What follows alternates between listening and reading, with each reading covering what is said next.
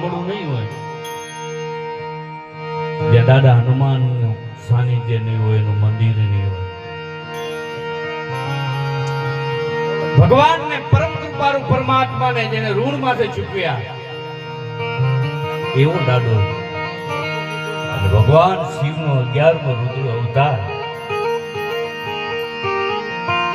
કે રામ ના ચોપડે થાપણ કેરા એને ભંડાર ભરીને રાખ્યા.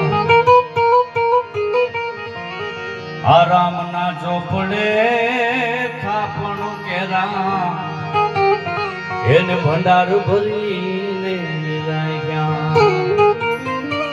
પણ કરી નહીં કદી એને, કરી નહીં કદી એને એથી ઉઘરાણી પછી અમારે ચોપડાય રાખ્યા જગતમાં. એક જ જન્મ્યો રે રે રે રામને રું